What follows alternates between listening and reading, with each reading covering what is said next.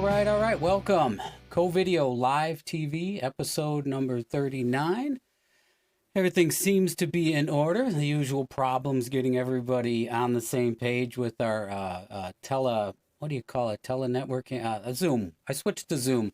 I'm now a paying member of the Zoom community. They should be paying me for mentioning their name, so I won't say it again, which means we will not be running up against the 40-minute time limit. No more annoying interruptions to what we've got going on here. We go a little long, we go a little long. Welcome, everybody. Happy Friday. I heard it more than once today. If you even know what Friday is or remember what Fridays are, I have been going at least into my office every day. So Friday does have some significance to me. I don't know. Hit us up in the chat if you have some other comments related to that. We've got some people lined up in the virtual green room. Zoom is not, I said I wasn't going to say Zoom again. Zoom is nice. We got people waiting in the virtual green room, enjoying their green M&Ms and finger sandwiches, lady finger sandwiches. Everything seems to be in order. We got a little bit of a late start, so why don't we just roll right in on our first guest here. Turn up his audio. You won't feel a thing, guest. Let's give a nice Co-Video Live TV welcome to my good friend, Gary Meter. You may know him as Moose or Moosey. Welcome, Gary Moose. How you doing, Ron? Happy Friday. Not Gary Moose. Welcome, Moosey. I always have called you Moosey. I'm going with it, all right? Happy Friday to you. Does it feel like a Friday to you or no? Yeah, but it's not much different than any other day. Like you, I'm going to work every day, and I work most Saturdays too, so it's a Friday. Right. All right, it is Friday. I think I saw a cocktail being raised in the green. When I peeked into the virtual green room earlier, I thought I saw something there. So, yeah, cheers. Thanks for the sandwiches too. Appreciate it. Yeah, save some green M&Ms for our second guest, whose identity you know, but we'll keep that secret for a minute, at least for a few more minutes here. I'll do. Hey, so you've seen the show. You know what it's all about. I contacted you some time ago. You're one of those elusive guests I've been chasing for a while. You run a business there. I wanted to get your business perspective. You're an entertaining guy. I wanted to have some laughs with you. So you finally came around. We'll get to that, the reasons for you reaching back out to me. But tell everybody a little bit about what you do during the daytime, as much as you're willing to share on a Friday night. I run a heating and air conditioning company with my two brothers. And so we are an essential business, and, we haven't stopped working through this. Right. I'm also family operation, working with my brother and my mom, so I empathize with you on the trials and tribulations of working with your family. It changes the dynamic of holidays, doesn't it? Do you end up talking about work at Easter or Mother's Day or whatever? No. Wow, you guys got that down. That must be the secret to your success. Probably, yeah. Right. And this is maybe you're going to be getting some calls to get the furnaces going, right? Tonight we got frost warnings going down into the 20s, right? Well, I do have the emergency calls coming to me for this month, so hopefully my phone doesn't start ringing. Oh, I forgot to tell you that in the yeah, make sure you get your phone in silent mode or we're going to be constantly interrupted. But hey, you got to pay the bills, so I would not have a problem with doing that. So right. That was one aspect of why I wanted to have you on, and just to generally talk about how you were living out there. You're calling in from, you're not too far away. You're in Dyer, right? Correct. Dyer, Indiana, not too far away. All right, let's get right into the story of it. You told it to me last night. I want everybody to hear about it. We're talking about, the whole name of the show is COVID. COVID is in our name. It's funny, not funny, it's remarkable that you and I know very few people that have actually known to have gotten the disease. I mean, the most notable is our good friend Jim Phillips, who got it bad and is still in hospital, trying to get off a ventilator, but soon to be moving on, gradually improving, doing better. But the numbers of people, had you asked me weeks ago, I'd have thought I'd have known dozens of people who had got it, recovered from it, or otherwise, right? And it just hasn't been until you gave me a call yesterday. What do you got? Correct. So on Monday, I went in and got the blood test done and tested positive for the antibodies. Right. Hey, Moose, I'm sorry, I got to interrupt you here 1 second while we're talking about it. I forgot to take my temperature, which is something that, for your safety, so you do not reacquire it. Okay, 98.9, we're pretty good. So you got the antibody test on Monday, and it showed that you did have presence of them, right? Yes, I got a call from my doctor on Tuesday, and she said I did test positive for the antibodies. Right. So you want the story? Oh, yeah, I was going to say, I mean, the way you described it to me was a little different than what I would have expected. That's correct. So I truly believe there's probably a lot of people walking around that might have the antibodies and don't even know it. But so in March, early March, I flew home from Vegas with my good buddy Marv Good. Shout out to Marv. And we were down there with a couple other friends. And the day we flew home, I started feeling really bad. When I say bad, major stomach cramping. I started having diarrhea, and that lasted for days. I would say almost a week. The first couple of days were the worst, had hot, cold sweats, never had a fever. I went to work. I did leave work a couple times. I also started getting a cough like the second week. You know, I blame the stomach cramping and everything on Vegas, the food and drink. You know, maybe we had some bad food. Or too much of both. Or too much of something else. I blamed my cough on, you know, I was working in a really damp basement for 2 days. So something like that. But I also lost my sense of taste and smell. There you go. Sometime around there. Probably didn't really notice it until beginning of April. But then life went on. You know, April I was fine, and this month I was fine. But then my wife shared a post with me. One of her friends' daughters shared a Facebook post or something, basically the same symptoms that I went through, and tested positive for the antibodies. So I got an appointment with my doctor, went and gave blood, and the next day she gave me a call and said, sure enough, you tested positive. I would have never thought, you know. Two things: always listen to your wife, right? That is correct. She always knows what's right. Right. And it's odd. And secondly, the main point here is that one may have had this disease with zero respiratory symptoms or zero fever, right? Correct. That is correct. We did take my temperature a few times, I remember, and never had a fever. Right. It seems, though, there are two major assumptions here, and I don't know how confident you are that the test was accurate. I don't know. Did they do it again? What did your doctor say about the accuracy of testing, the accuracy on positives, false negatives? You know? She didn't. Yeah, I'm curious how I hadn't heard anything about it. I heard more about false positives or false negatives on the actual virus test, not the antibody test, the serology one. That's where they draw some blood from you, right? A small amount of blood. Correct. Just one vial of blood is all it takes. Yeah. Right. And CoVideo Live TV was way ahead of this. We were talking about the antibody testing weeks ago, Moose. If you want to go back to the episode with Dr. Joe Chaya on there and brush up on it. How about that? Yeah. I'll have to do that.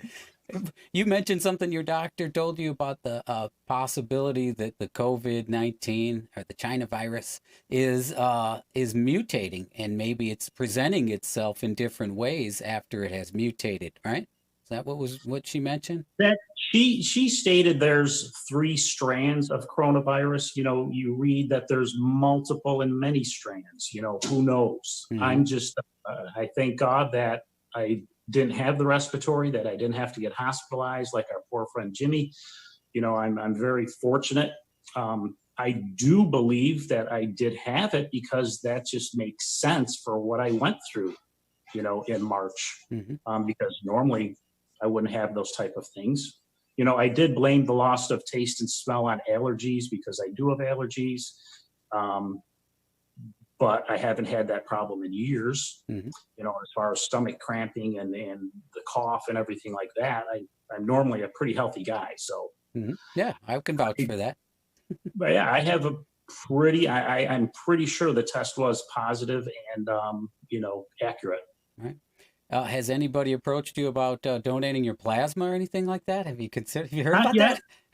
I did hear about that, and I told them when I took the test that I'd be willing to do that. I'd be willing to give blood. I haven't spoken to my doctor about it. I don't know if they'll reach out to me. Like I said, I'm working every day now still, so it's you know, I'll do it. Hey, when you were a poor college student, did you ever sell your plasma? No, but I never went to college either. I went right to the family business out of high school. I did both. I went to college, but I didn't really go to college. And while there, sold plasma just to make some money. It wasn't for the reason. I wasn't giving it to help people get rid of COVID or whatever. It was to make $8 or something, whatever it was. Remember those places?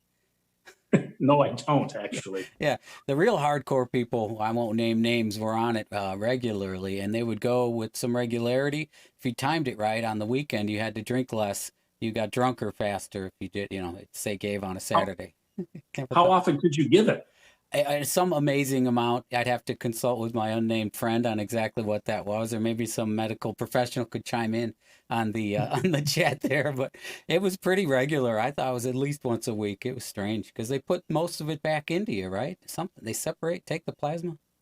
I don't know how they do that. I really don't. I've never done it before. I was wondering that myself. I haven't researched it. Well, you may find out if somebody says that it will work. I had heard both. I don't know. I'm no doctor, and again, it's just from what you try to read from reputable sources as to whether the donating of plasma is helpful with Right. antibodies in it. Yeah, They're saying interesting. it is, but yeah, but we don't know how long the antibodies will be in my blood. That's what I was going to get It, to. How effective they are, what levels, at what level they'll stay at, and does it make you immune from it again?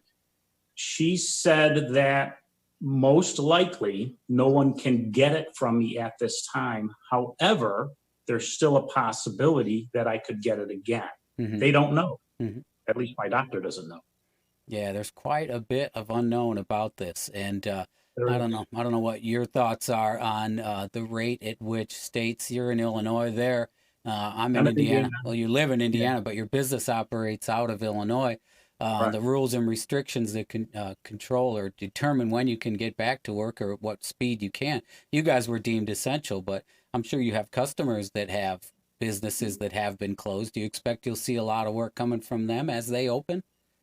Um, I hope so, Ron, because it's slow. Yeah.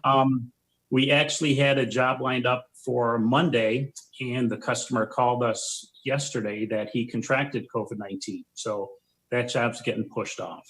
But at this time, we're only doing work for essential businesses Hmm. that are open, Hmm. like maintenance work for commercial buildings and so forth, and then emergency work for residential customers or commercial customers that need it. Yeah, within the restrictions, could you have gone into a non-essential business and done work while they were closed? That's a good question. I'm pretty sure there's no rule or law against that. We I guess, probably could. as long as there But at weren't. this time, this is what we're deciding to do. Gotcha, gotcha. Also, we're looking at, we don't know how long this is going to last. We're looking into contactless air conditioner tune-ups, where we don't even have to go in the customer's house. So we're researching this. We're seeing how everything goes, but yeah, it's slower than normal, that's for sure. Is the equipment out there, or you'd have to add some additional equipment with some sort of Wi-Fi interface to the electronics, or what, to do this contactless you're talking about?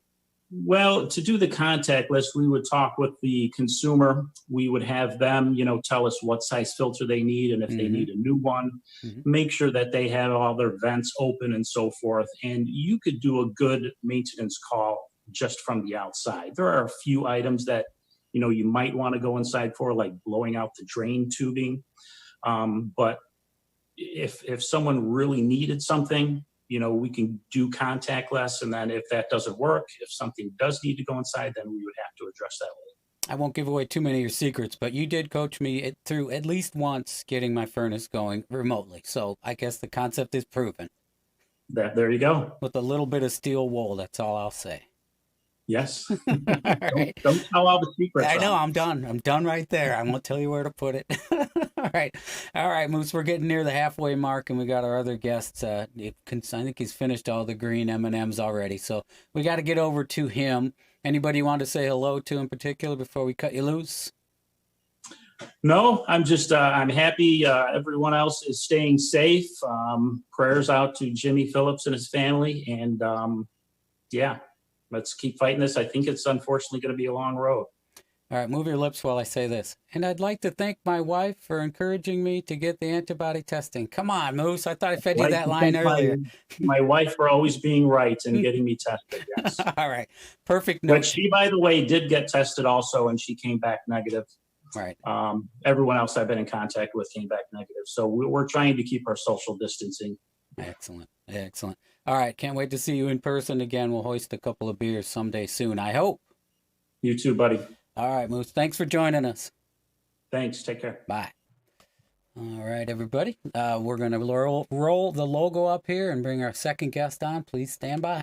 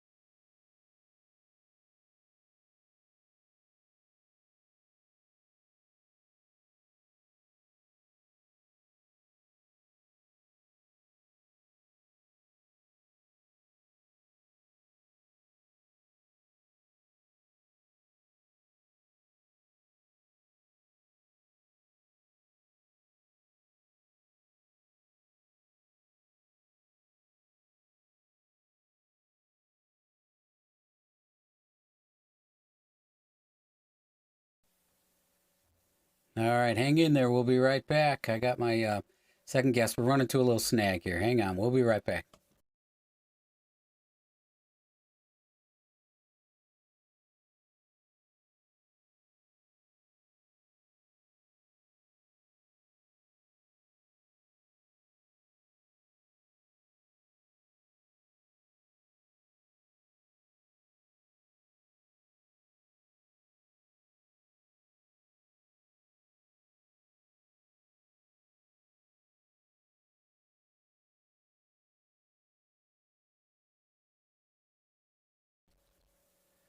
Okay, and just like that, we are back. Sorry for the delay there. The name of the company whose tele meetings that we're using here, I don't want to name them. They're a little slow. I don't think it's my internet. Seems to be working well. Always slow on the up step there. You try to bring someone in from the waiting room. That's a little too much inside. So without any further ado, let's bring in our second guest for the night. He's a return guest joining us from the sunny state of Arizona to make us cold Midwesterners jealous. Let's give a nice Co-Video Live TV welcome to Mr. Larry Gorsuch. Welcome back, Larry. Ron, you had me back. I'm honored, my friend. We had a good time, and my goodness, that was like the middle of March, episode 4, was it? You looked. I should have gone. Yeah, I should have gone back and look. I should do that. No, but yeah, it was some time ago, and this is 39 already, and it wasn't even. Yeah, wow. Well, I mean, we called it. We said that you were in it for the long haul, and here we are, episode 39. And I don't know. I would have to go on record saying that. What is that? That's almost 6 weeks, 7 weeks or more. Hey, Larry, we were going 7 days a week at the peak of it during the pandemonium, pandemonium, and I dropped to 5, and now it's 3. So yeah, it's been a long time. It has not been consistent. It's not been 39 days. Well, you're working. I'm assuming the check is still clearing. Mm-hmm. You're a husband and a father, and life gets in the way of the Co-Video Live TV show every now and then. Tell me, yeah, that was a big reason to scaling back to 3 days, was just to have more dinners and less running around and to save my marriage. Ron, I don't know about you, but I think finally I'm not next week, but the following week I'm gonna get the courage to mask up and glove up and get on an airplane, and because I need to show our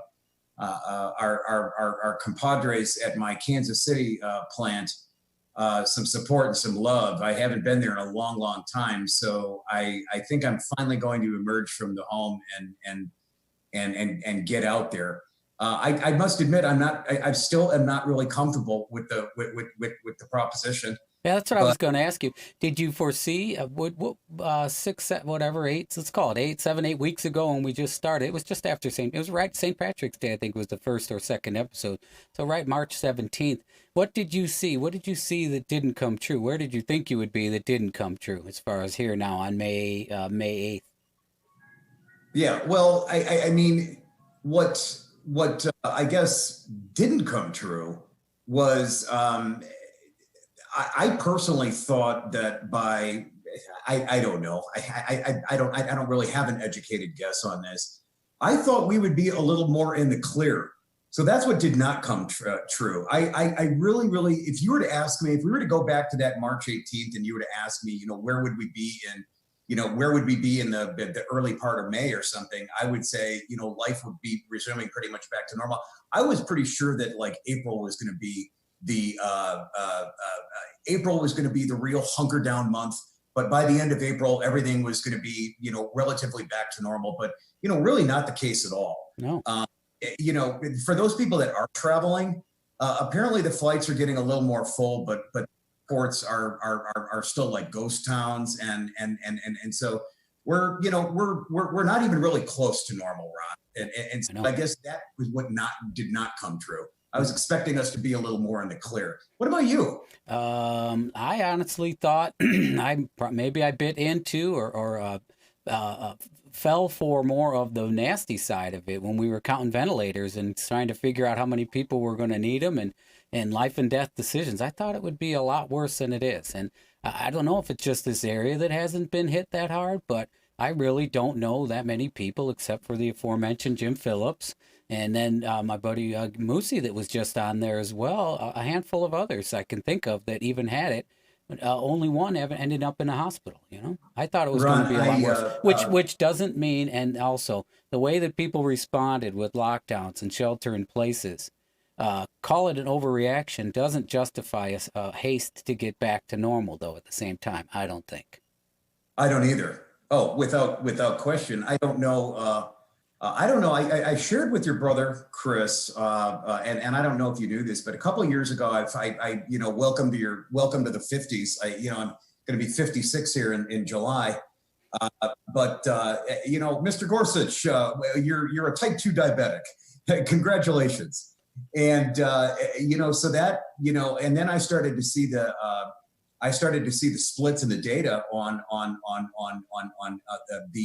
the diabetics. Mm-hmm.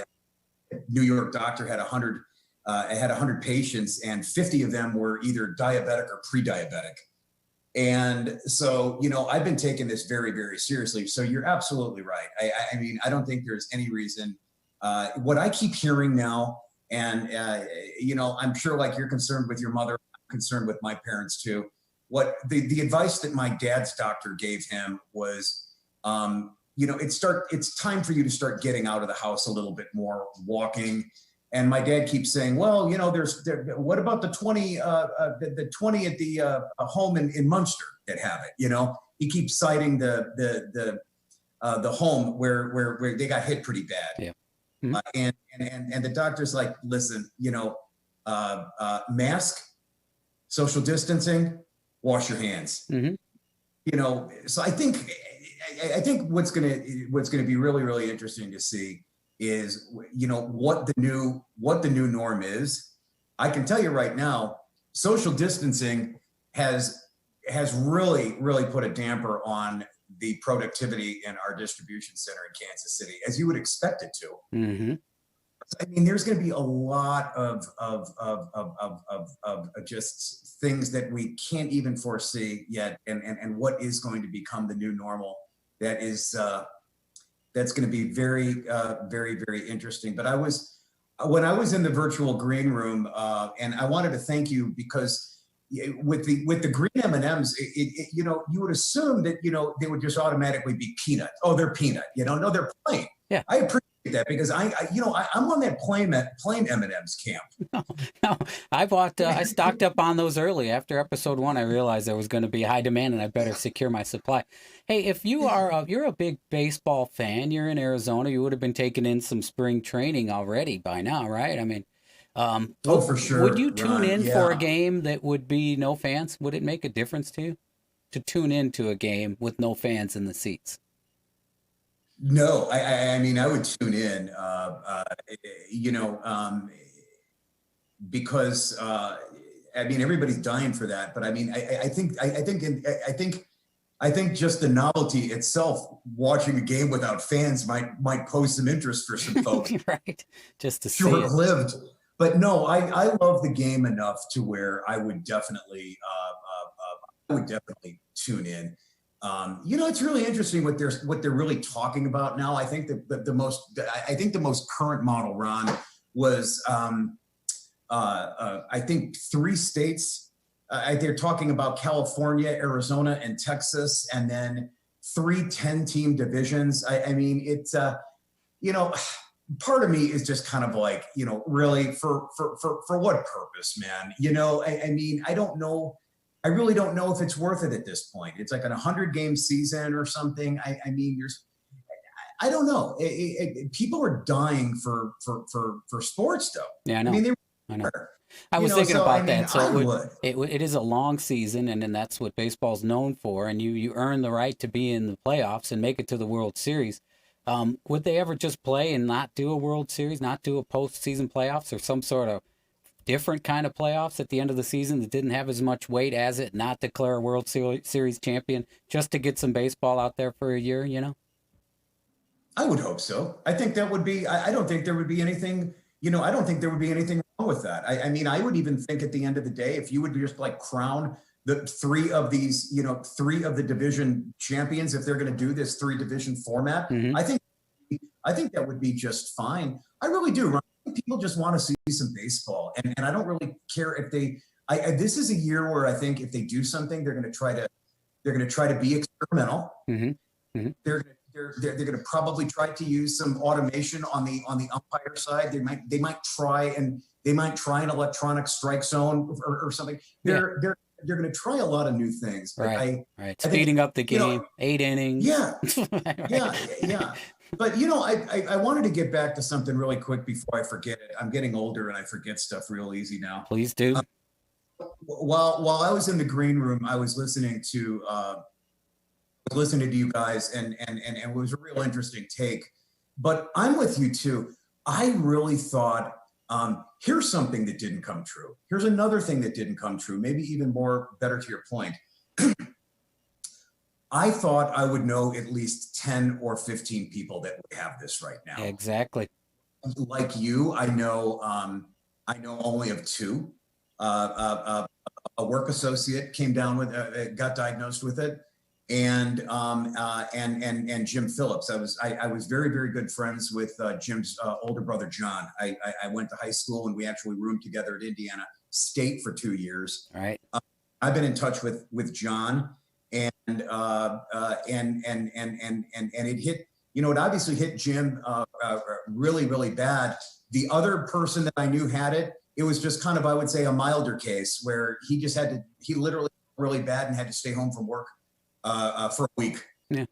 So I thought I would know a lot more people that have it, and I just don't. Don't watch what you wish for, because I don't know. Again, I don't want to be a naysayer, but if we try, the impression I get is if we try to open up too quickly, it will spread rapidly, and you're going to end up having more sick people. Having said that, I think you would agree, and anybody I talk to agrees, there's no way that this country can persist locked down. People have to be working. We have to be generating economic activity, and that's just the truth, right? How do we do that with some level of safety against a foe that we've never met, never battled with before, right? Well, I can share with you what my organization is doing. They're obviously taking it very, very seriously. They have professional cleaning coming in to disinfect. We literally have to shut everything down for an hour and a half in between shifts for professional disinfection. And that's costing companies a lot to have to do that now, and they weren't doing it before. It's just obviously a good idea. Mm-hmm. And masks are mandatory.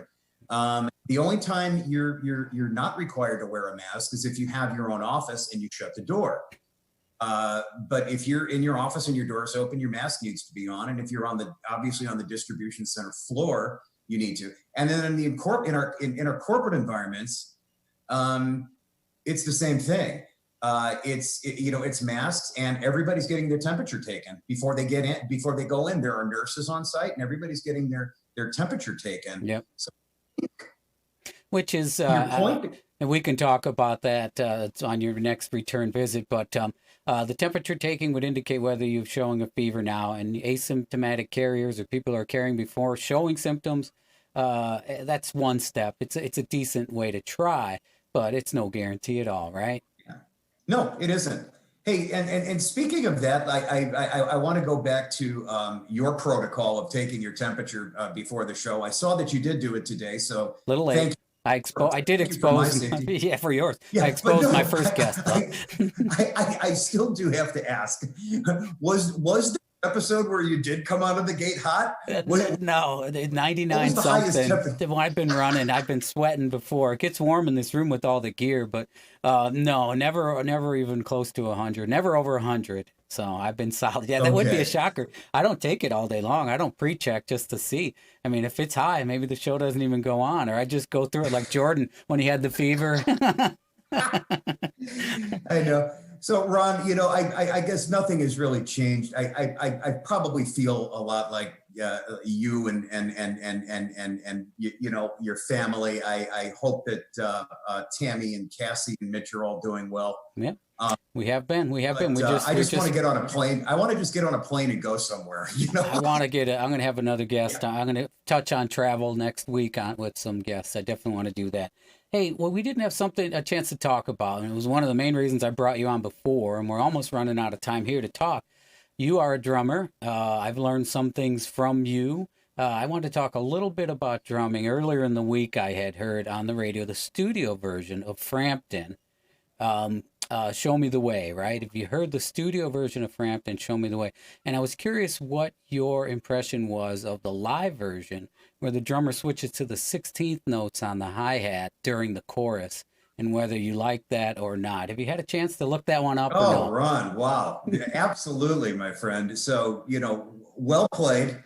And that's the kind of stuff that us drummers talk about, right? Right. I did get a chance to peek at the studio version, and you are correct. I mean, it's just it's a straight, it's a straight eighth note beat on the hi-hat. Mm-hmm. Absolutely. And then the drummer, and I believe it is the same drummer. Okay. The version was released in 75, and then Frampton Comes Alive in 76, of course. Mm-hmm. On those parts of that song, they go into, he goes into the 16th, where, the crossover. Yeah, the chorus, yeah. To the snare, that lovely move. Pre-chorus. That's an oldie but a goodie, man. Exactly, especially live. Yeah. Live, Oh, right? absolutely. Yeah, absolutely. And skipping around on that hi-hat with two hands and back to the snare. That is that's a U2's drummer Larry likes to do that. Larry Mullins Jr. Hey, another one for you. Everybody, there are bands who would not be the bands they are without the drummer. All the bands you have been in would qualify, but one comes to mind like Zeppelin. I mean, Bonham. They would not be Zeppelin without him. But I was thinking earlier, Tom Petty. I do like his music, but I don't think I would like them as much without Stan Lynch. Stan Lynch was and he admitted this. I heard an interview, and there's another great story to this Stan Lynch thing that Petty told. Stan was a field drummer, Mm-hmm. Real kind of loose, kind of field drummer, loved his ride cymbal, loved that ride cymbal, really moved around. Love to be up on the bell of the ride cymbal. Yeah, loved the bell of the ride cymbal. He got around the kit like cool like a cat, I used to think. He laid it out. But what was very, very interesting is Tom Petty later in his career, think about the song Running Down a Dream. Mm-hmm. Tom Petty replaced Stan Lynch with another drummer because Petty was completely going in a different direction. And Stan Lynch told the story. It's like, Tom just wasn't too fond of my drumming anymore.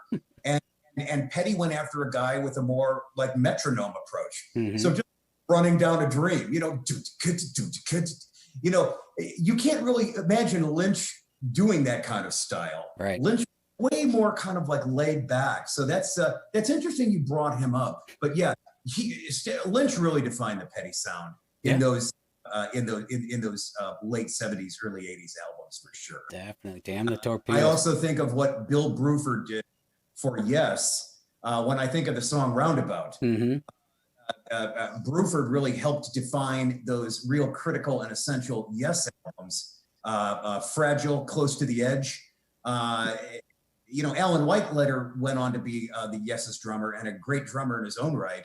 But boy, Bill Bruford really Bruford, Stuart Copeland, those are guys that I just sit back at and watch in awe. There are others like Stan Lynch who I would try and emulate, but I don't even try. You can't even try to do a Bruford or a Copeland to me. No well, way. Ron, I tell you something. I learned, and it goes both ways because I learned some things from you and the Scummy Fish gigs. I tend sometimes to be a little too busy back there. And, I just loved how you would just kind of lay down a nice backbeat and do it with some funk. And so it goes both ways, brother. All right. Hey, I'm going to end on that. I want to end on that high note there, a little bit about backpack. Please do. And check out Drumeo. If you have not checked out Drumeo, it's on social media. It's various artists join Drumeo and they give you tips. Drumeo. You'll find it really, really cool. I can't wait to get back on the throne, get off of this stool and get on a drum throne again with the band, with the Dullies or the Fish. How about you? You've been playing it all lately? Just my congas. I sat behind a trap set a lot when I was working at Fender. They had everything, they had acoustic and electronic kits. And so I would get my rocks off there. I don't even own a trap set anymore. All right. I don't even have it here. Friday night ritual is usually a couple Jack Daniels, and then I get over to my congas and start pounding on those. All right. I got to get into my Friday night ritual. I encourage my guests to have a beverage, especially on a Friday night, but I've chosen not to. I get a little tongue-tied. I don't want to spill it in any of the gear, and I want to make sure I give a quality performance for everybody. So I am eager to wrap the show up and get myself a cocktail. How about you? Me too, as well, Ron. Mountain time, Arizona time. Out of respect for Co-Video Live TV, I did remain sober. But hey, Ron, on a serious note, yes. Thanks for having me. And I wanted to just share with you how much fun it is the second time. Let's do it a third time. And when I got to see your mother a few weeks back on the episode, what a joy! Just a living saint, Ron, your mom, and God love her. One of the favorite people in my life. Thank you. Thanks for reminding me. So good to see her. A great role model for me. Thanks for reminding me. And I was going to do it in the end, but as long as I have you on the show, happy Mother's Day to Dolores and to Mary Ann and all the mothers that are out there listening, right? Absolutely, Ron. All right, man. I'm going to roll you off here and switch you out. We will join you again. Thanks for talking me down off the ledge. The show will go on. There were rumors out there about it ending this weekend, but we'll mercy. Oh, please. All right, bye now. Take care, bud. All right, guest in, guest out. All right, that wraps up a long show with Larry Gorsuch. We will hope to have him back again. Hopefully you were able to join us in a little late. Haven't seen anybody in the chat. I'm just going to assume people were busy doing whatever they're doing on a Friday night. Got that rolled down. Let's roll up some of the music. We will be back. Episode 40 of XXXX. No, it would be 10 less than XL. Episode XL will be back on Monday, Monday after Mother's Day. Have a happy Mother's Day, everybody. We will see you. Be safe. Episode 40 coming at you on Monday.